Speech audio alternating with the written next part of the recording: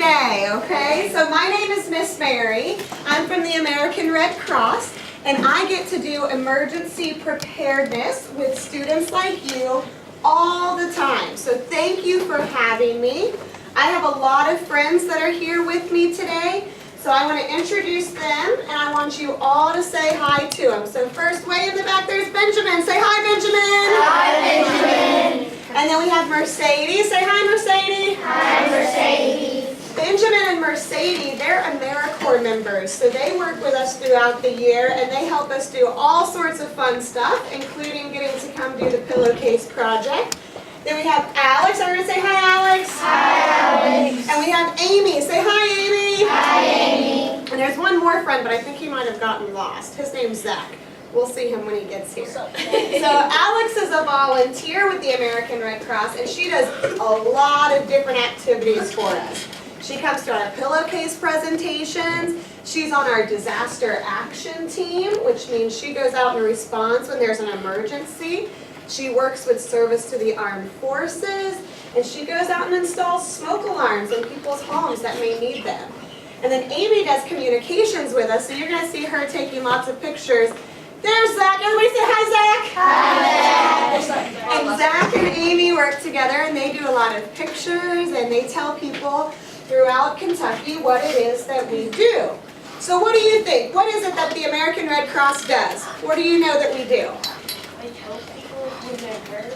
Helping people when they're hurt. We help people when there's an emergency. You test blood, plasma, plasma. That's right, we take blood. We are really big on taking blood. We help make sure that there's enough blood for people that may need it. What else do we do? Do you have another one? Do you go out when there's an emergency?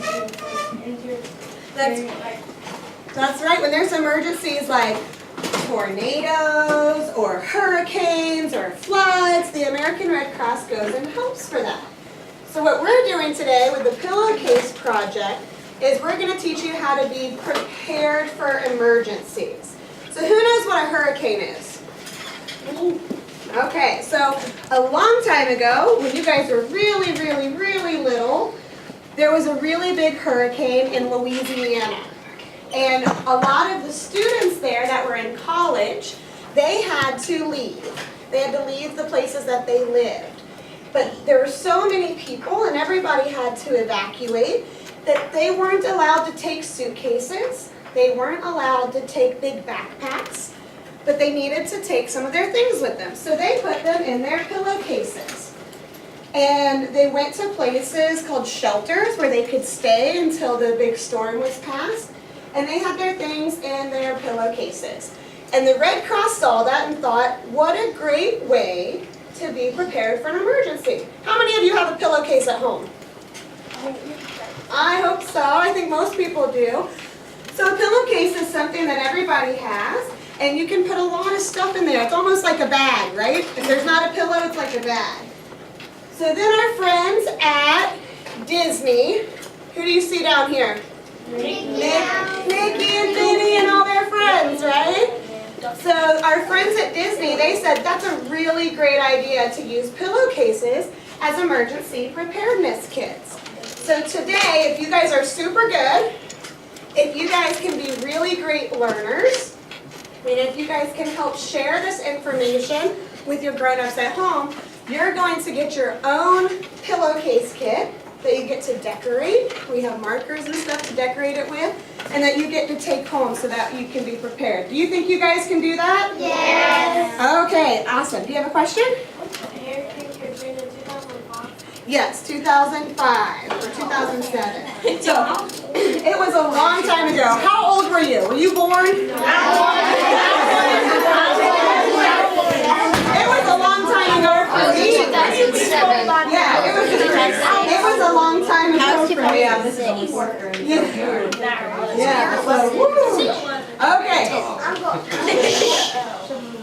Okay, so today we're going to have a lot of information come your way. So you're going to have to learn a lot. And with the Pillowcase project, we do something called Learn, Practice, Share. So raise your hand if you know how to play basketball. Oh, that's me. Raise your hand if you know how to play the piano. Raise your hand if you know how to write your name. I hope so. Okay, hands down for me. So when you learned how to play basketball, or you learned how to play the piano or another instrument, or you learned how to write your name, were you really, really, really good when you first started? Yeah. Who said yes? Okay, so first you had to learn how to do it, right? With basketball, you maybe had to learn how to dribble. If you played soccer, you had to learn how to kick. If you play the piano, you had to learn how to move your fingers. Mine still go crazy. I haven't learned very well with the piano. So someone had to teach you, right? You had to learn. Then what did you do? What did you do to get better? Practice, that's right. So then you practice. You bounce, bounce, bounce, bounce, bounce, bounce, bounce, bounce, bounce all day, right? Or you play the piano. Or if you're writing, you had to practice all of your letters. Okay, so first you learned, then you had to practice, and then how many of you have played in a basketball or a soccer or another sport game? How many of you have played an instrument where someone else listened? How many of you wrote a letter? Have you ever written a letter to Santa? Oh, no, I don't write letters. No! I write letters to Santa every year. How about to your mom or dad? Or your grown-up, grandma, grandpa, aunt, uncle? Or maybe a friend? Okay, it sounds like everybody's written a letter. So you got to share your skills with someone else. So first you learned how to do it, then you practiced, and then you got to share what you learned how to do. And that's what we're going to do with emergency preparedness today. We're going to learn a lot of information. We're going to practice some activities that can help keep you safe. You're going to have some activities that you get to take home to your grown-ups and make them practice. And you get to share the information you learned with them, okay? Are you guys ready to start? Yeah. Awesome. Yes. So the first thing I need to know is, what country is this? United States. You can yell it out. What country? United States. Awesome. And what state do we live in? Kentucky. Kentucky. Who can find Kentucky on the map? Right here. Let's have you come up. Oh, both of you come. I need two. Two words. So do I.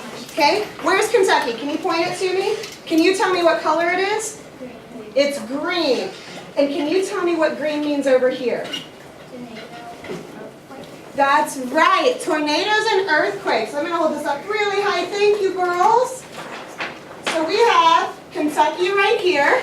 And my Kentucky is green on my map. And the green, the darker green right there, says tornadoes and earthquakes. This is our local hazard guide.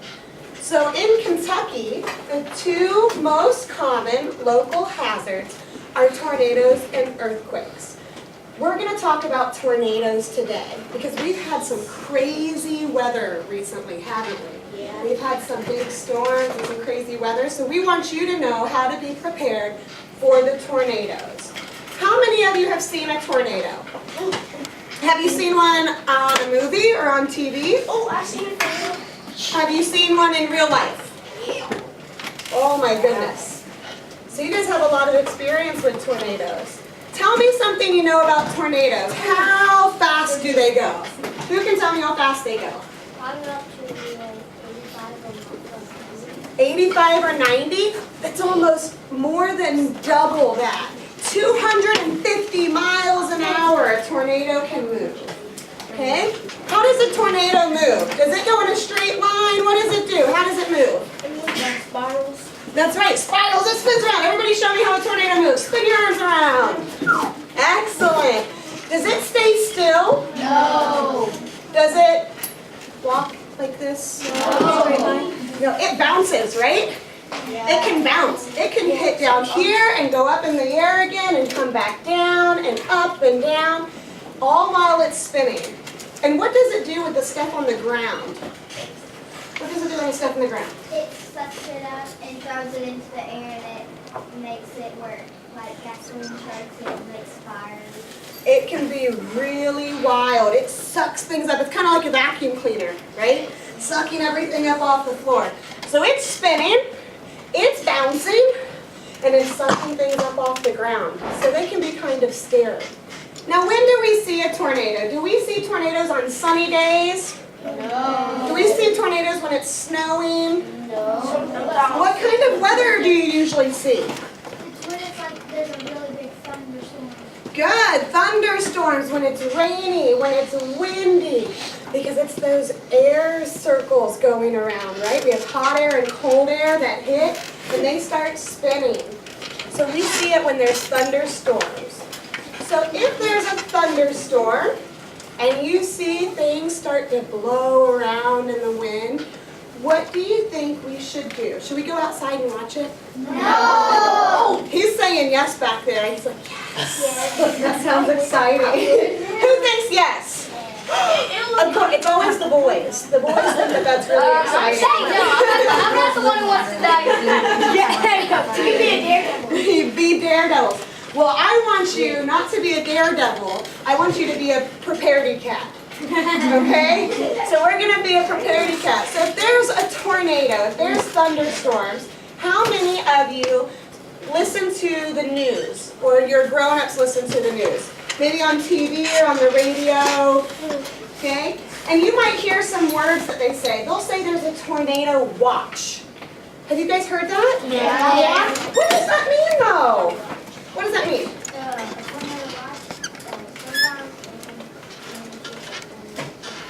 That's right, it could turn into a tornado. It's just, they're watching, and they will tell you if tornadoes actually going to come. So it's a possibility. Very good. So during a tornado watch, I want everybody to get their watching hands out. Put them up here like we're watching. During a tornado watch, we want to get prepared. That means there might be a tornado. The weather conditions are stormy and rainy and windy, and we want to get prepared. We want to start listening to the news, getting ready, thinking about what we would do if there was a tornado. So this is our get prepared action. Okay, can everybody remember this? Get prepared. Now sometimes after you hear tornado watch, you're going to hear tornado warning. What does tornado warning mean? What does tornado warning mean? There's going to be a tornado.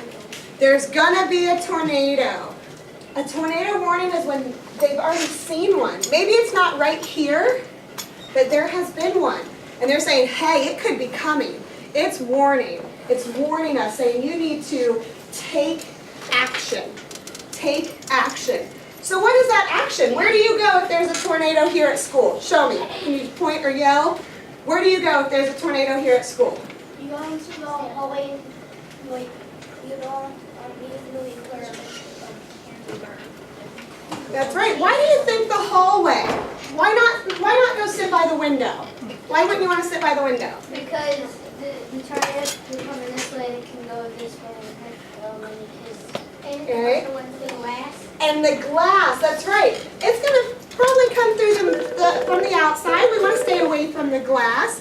We want to go somewhere where there's no glass, where we can stay safe. Where would you go at home? What are some of the places you might go if you're at home? Maybe downstairs if you have Downstairs if you have a basement, a closet. a closet, into the bathroom. What do all of those rooms have in common? Yes. Why are those good places to go? I'll sleep in here right now. He just want me to go send it right now. Like the tub. I think That's right, because it's down low. Are there windows in closets and bathrooms? Not usually. Sometimes. Sometimes bathrooms have a window. But you want to find a place. You want to go upstairs? No. You want to go downstairs. You want to go down low in a room with no windows. Let me have hands down for a minute. What do we call those places? Do you know what the special word is we call those places? A shelter. A shelter. There can be a storm shelter. I want you to remember the words safety spot. Safety spot. Say it with me. Safety spot. So when there's a tornado warning and we have to take action, we want to go to our Safety spot. Oh, we can be louder than that. You have have all this energy from lunch. I know you do. So if there's a tornado warning, we need to take action. We go to our Safety spot. Awesome. Okay, so there was a tornado watch, right? We're looking, we're getting prepared. There's a tornado warning. We go to our Safety spot. and then there's a tornado. What do we do? Stay home. Stay there. You want to Get down. get down low, and you want to cover your head and cover your neck. Why do we want to do that? Why would we want to do that? That's your most fragile thing. That could kill you.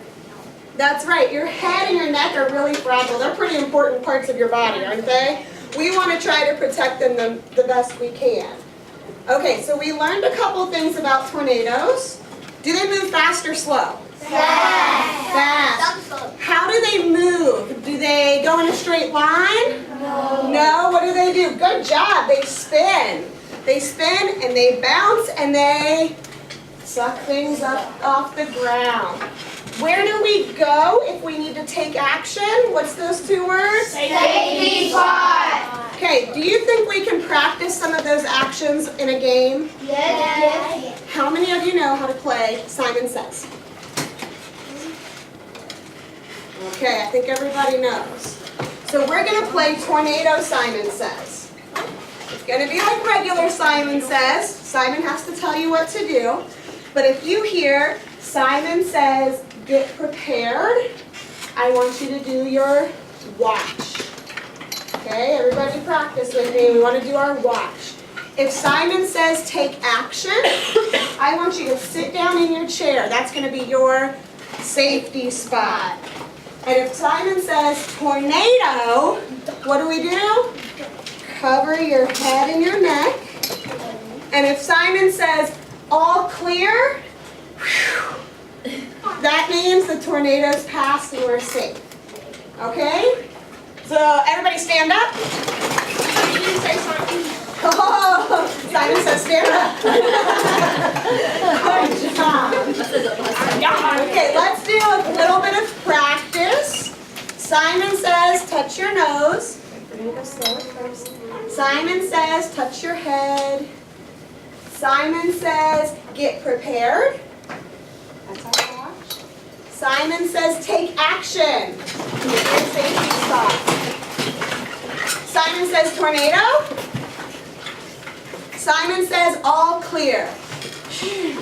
Okay, can we remember? Yes. All right, Simon says stand up. We're going to go a little faster. Simon says touch your nose. Simon says right hand up. Simon says touch your nose. Simon says get prepared. Simon says take action. Tornado!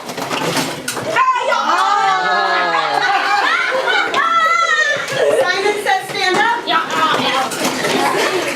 Simon says touch your ears. Get prepared. Simon says get prepared. Simon says tornado. Simon says stand up. Simon says touch your nose. Simon says touch your ears. Get prepared. Ooh, she's out. Simon says get prepared. Simon says take action. Simon says tornado. Simon says all clear. Woo-hoo! Okay, everybody give yourselves a round of applause. Good job. Okay, do you think you can remember that when you hear tornado watch, you need to get prepared? And that when you hear tornado warning, you take action? Can you remember that? Where do you go? Safety spot. Safety spot. Very good. And what do we do if there's a tornado? Get your safety place. In your safety place, you want to cover your head and neck. That's right. Now, let's think about it. What if we are outside? What if we are outside? Do we want to stay outside? No. You want to try to come inside to a safety spot. Hang on for a second, guys. You want to come inside. What if you're in your car? Do you think you should drive really, really fast and try to outrun the tornado? No. Do you think you can do that? No. What do you want to do? Do you know what you want to do? So a long time ago, that used to be what we wanted people to do. We wanted them to get in a ditch. But do you remember what kind of weather we have when there's a tornado? Rainy weather and thunderstorms. So what might be in that ditch? Water. We may not want to be in that water. It could flow really, really fast, and maybe it would sweep us away. So we don't want to get in a ditch. What you want to do in your car, so you have to help remember to tell your grown-ups this, so you want to stop your car, and just like you're in your safety spot, you want to get down low underneath the windows, and you want to cover your head and neck. Okay, can you help remember that and share that with your grown-ups? Yes. You have a question? I think the tornado come and sweep up the whole car. You keep your seatbelt on. It is the safest place to be. You don't want to get outside of your car. You want to stay kind of hunkered down in your car. You don't want to get in a ditch or anything. So hang on, we'll do some questions too at the end. But right now I need your help. Because I have a friend that's coming to visit me. And my friend lives out here. Okay? My friend lives out here. Is that the same color as Kentucky? No. No. So if we look out here with the blue, earthquakes and wildfires. There's no tornadoes. So she called me and she said, I want to come visit you in Kentucky, but I heard about your tornadoes. They scared me. I don't want to come. I don't want to come to Kentucky because there's going to be a tornado and I don't know what to do. And now I'm afraid my friend's not going to come visit me. What are some of the things that you think I could tell her that maybe would make her feel a little bit better about coming to visit? That. What can I tell her about? What did we just learn about that I could tell her about? What to do when there's a tornado. What to do when there's a tornado. So what are some of those things that I could tell her about what to do?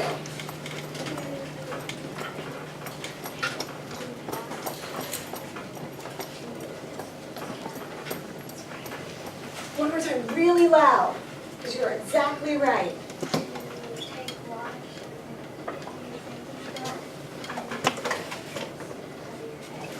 That's right. I can teach her about tornadoes. I can tell her about taking watch and getting prepared. I can tell her where my safety spot is at my house. And I can tell her what to do if that tornado comes. When we hear that noise, it's like a train, and we hear that tornado coming, and to cover our head and neck.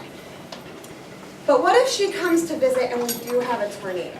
And even though I tell her about the watch and we're in the safety spot when that tornado comes, do you think she's still going to be scared? No. She might be. This will be her first time being around a tornado, going through a tornado. She might be scared. Have you guys ever been scared? Yes. Who is scared of big storms? Or spiders? What? Or snakes? Who's scared of school tests? Oh, that's not me. I bet that at some point in time you've been scared. I know I get scared sometimes. What do you do if you're scared or you're worried or you're maybe feeling a little stressed? What do you do? I try to calm myself down. I try to calm myself down. What do you do? I run and scream. You run and scream. So, you know what? If there's a tornado, you can sit in your safety spot and maybe you want to scream. What else do you do? Count to 3. I go to my house. Go to my happy place. What do you do? I go. All right. What do you do? When somebody like around the corner and then jumped at me and said something, I sometimes jump up in the air. You jump up in the air, so you might want to jump. Well, the things that we do when we are feeling a little bit on the scared side, we call them coping skills. Have you ever heard that word before? Coping skill? No. Well, coping skills are things that we can do when we're scared, or we're worried, or we're stressed that can help calm us down. Can help calm us down. So we're going to practice one together today. I'm going to teach you a new one. Maybe you've done it before, maybe not. But I'm going to teach you one called breathing with color. How many of you have a favorite color? I have. Okay, how many of you have a least favorite color, one that you don't like very much? Yellow. Okay, so we're going to think about our colors. And what I'd like to do is everyone close your eyes. You're going to have to be very quiet. And I want you to picture things with me. So I'm going to tell you about my favorite color and my least favorite color, but I want you to just picture yours in your head. So close your eyes. If I can see your eyeballs, I know that your eyes aren't closed. Okay, so close your eyes, and I want you to think about your favorite color. Turn the whole world into your favorite color. My favorite color is yellow. So when my eyes are closed, I picture the whole world is yellow. What? I picture the whole world is yellow. My house is yellow. My shoes are yellow. My dog is yellow. Even all of the vegetables that I have to eat are yellow, and that makes them more delicious. Okay. So picture the whole world as your favorite color. Now I want you all to take a really deep breath. I want you to breathe it all in so you can put all of that color inside.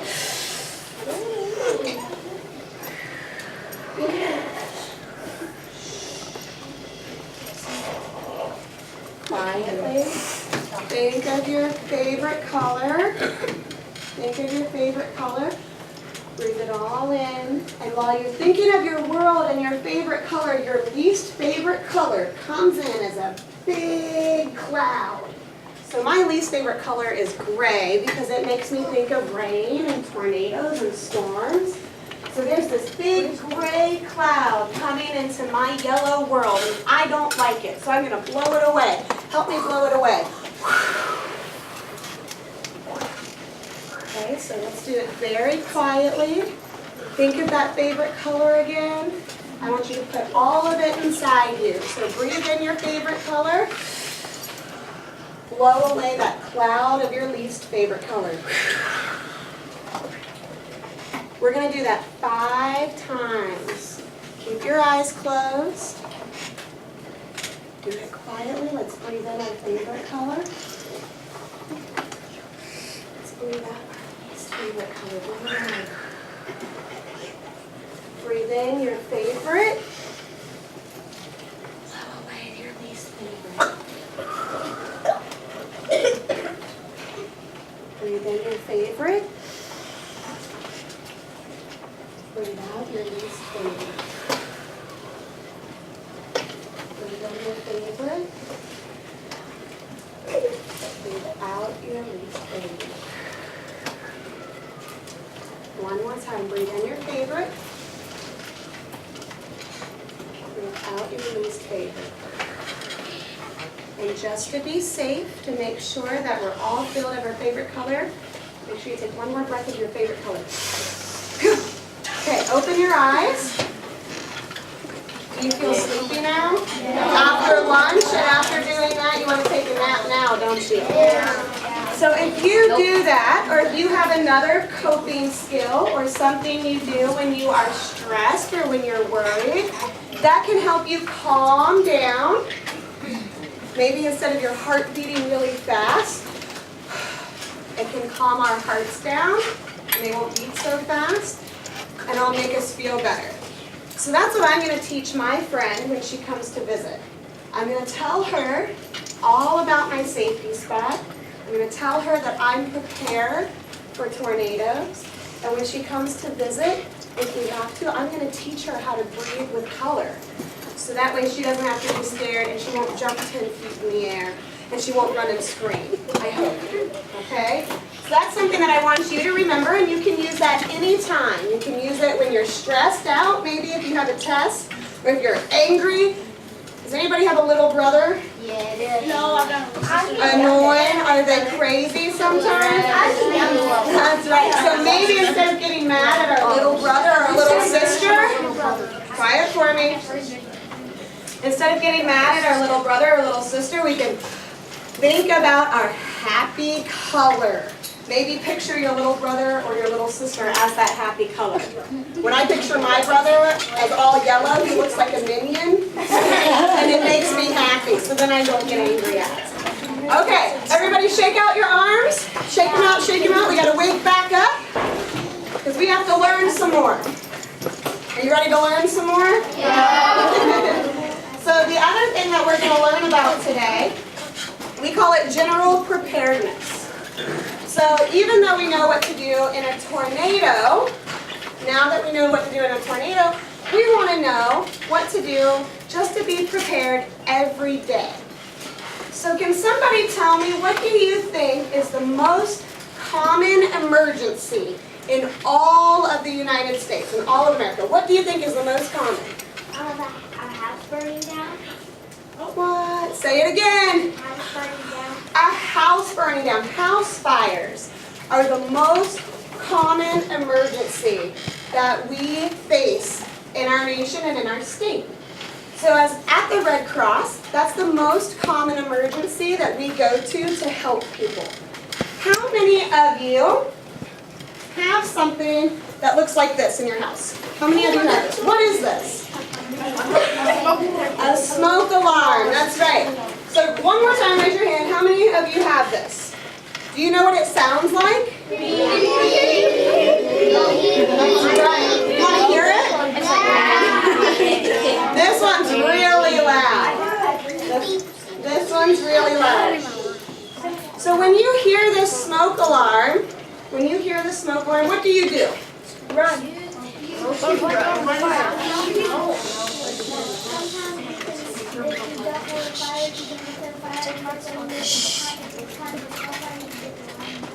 Maybe be able to put out the fire. What do you do if you hear it? My mom was just like, it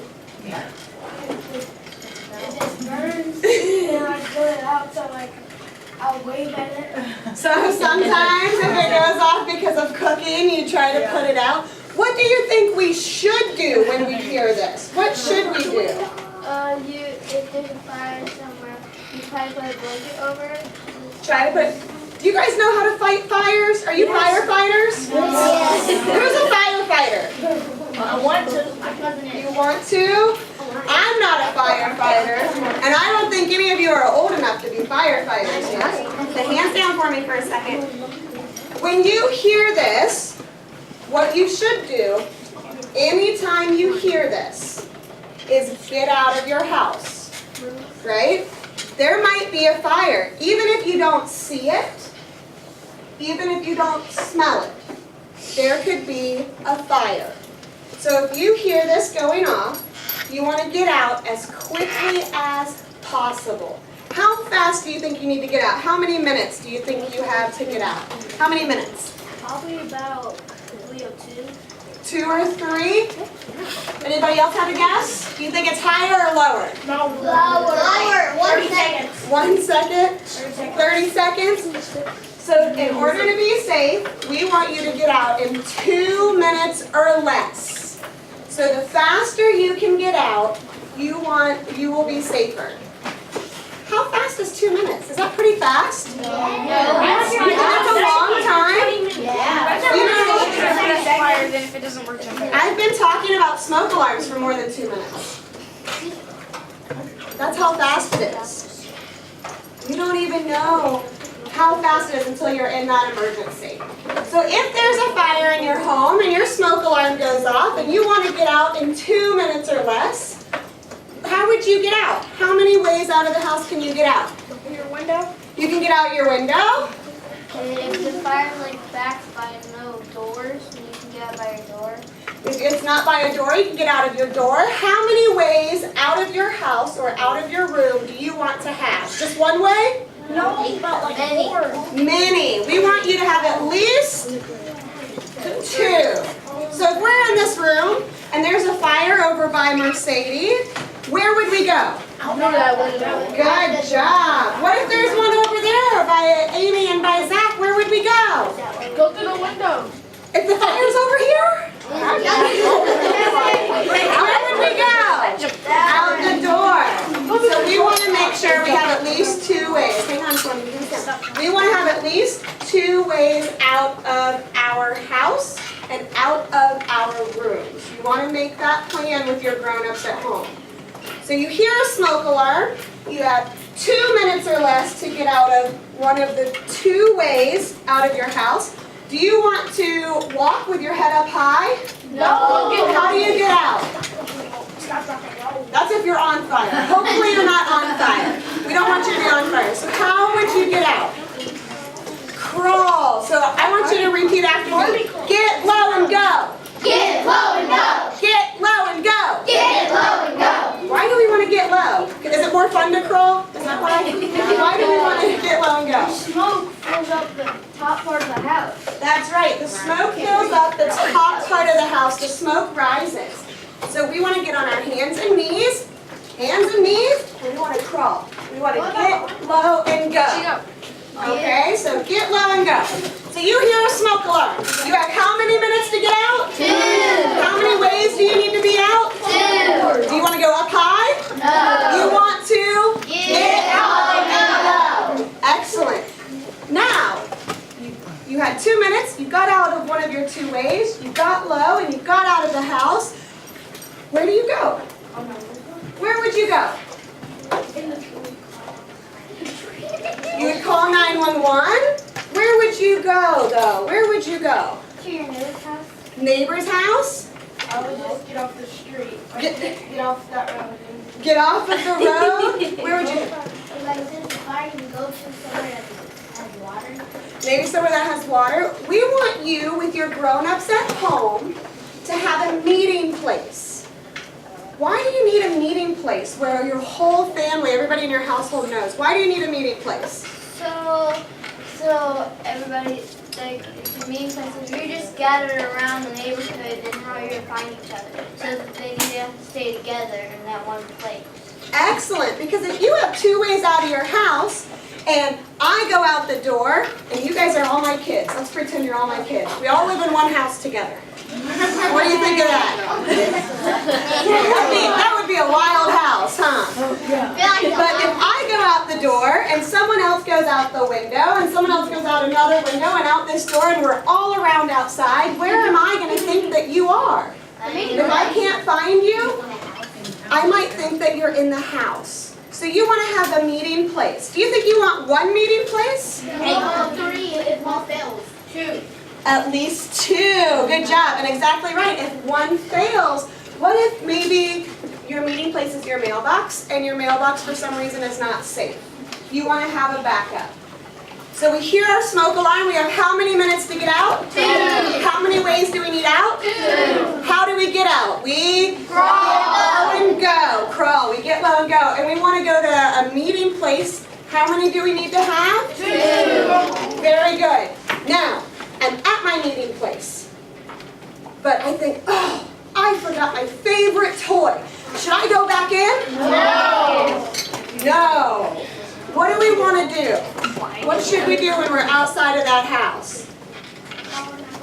Call 911. So I want you to repeat out of me. Get out. Get out. Stay out. Stay out. Call 911. Call 911. One more time. Get out. Get out. Stay out. Stay out. Call 911. Call 911. Excellent. Very, very good. That's awesome. I've lost my workbook again.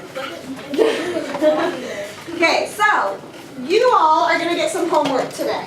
Oh, no! Now, this is fun homework. And this is really important homework for you to take to your grown-ups at home. This is your preparedness workbook. Inside, there's lots of information about the Red Cross and the Pillowcase project. But on this page, there's great information and a way that you can practice and share the information you learned today about being safe in a home fire with your grown-ups. So you can help your grown-ups at home make a fire escape plan for your house. And you're going to tell them how many minutes? 2. You're going to tell them how many ways out? 2. Are you going to tell them to have their head up high? No. How do we get out of the house? Get low and go. One more time. Get low and go. Get low and go. Good. And you're going to tell them to have how many meeting places? 2. 2 or 3? Let's try to at least do 2. We'll keep our magic number with 2. And when you're outside of the house, what do we want to remember? Get out, stay out, call 911. One more time. Get out, stay out, call 911. Excellent. And your smoke alarms. Down here, there's a place where you can make sure that your grown-ups at home test your smoke alarms every month. Make them push those buttons and make them really loud. That way you know they're working. And if you have smoke alarms that don't work, or your grown-up says that we don't have smoke alarms, tell them that they can call the Red Cross, and we will bring smoke alarms out to your house and put them up for you for free. Okay, so you can have the Red Cross come put smoke alarms in your home. We want everyone to have these.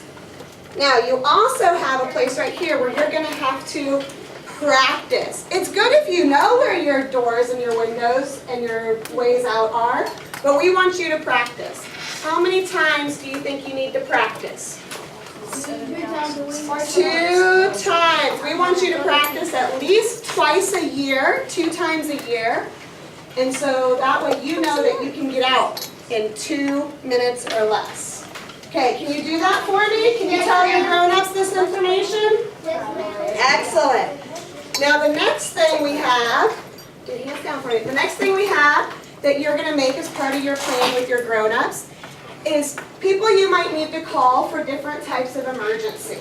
If the power goes out, maybe if you have a fire outside of your home, or if there's a storm, who would you need to call? With your grown-ups at home, you can make a plan in case you get separated, in case there's an emergency, and you can make sure that they have, and you have, all of the information and phone numbers that you might need for someone to call. Okay, so make this plan with your grown-ups at home too. The last piece of your homework, you ready? The last piece of your homework is a preparedness kit. We want you, in case there's a flood and you have to evacuate. What does evacuate mean? Oh, we got some good hands. To leave. Why would we need to leave if there's a flood? It could be dangerous, It like could be, water. that's right, it could be dangerous. So if we want to evacuate, do we need to go slowly or quickly? Quickly. So do you want to hear about a flood and go, oh, let's go find all these things in our house right now? Or do you want to have them ready? Ready. Have them ready, that's right. We want to have them ready. So I want you with your grown-ups at home to work on building your preparedness kit. And today you're going to get something that starts your preparedness kit. I'm going to show you mine. This is my preparedness kit. Oh, it's heavy. Does this look familiar? Does this look like the pillowcase that you're going to get today? So in my preparedness kit, I have a few things that I take if there's an emergency. What's this? Radio. Radio. Why do I want a radio? Just because I want to dance? No, why would I want a radio if there's an emergency? Because like you can hear like if something's going to happen or. That's right. You can listen to the news, right? You can stay prepared. You can hear what's going on. Something else I have in my preparedness kit is this bag full of stuff. I've got a comb and tissues, and I've got a toothbrush, I've got shampoo. Why do I have this? First aid kit. It's kind of like a first aid kit. We call this a comfort kit at the Red Cross. Why do I have this? If you're dirty. If I'm dirty? Well, if I'm evacuating, am I going to be at home? No. And maybe, but then if you don't have that emergency, you need to find somewhere to take a shower.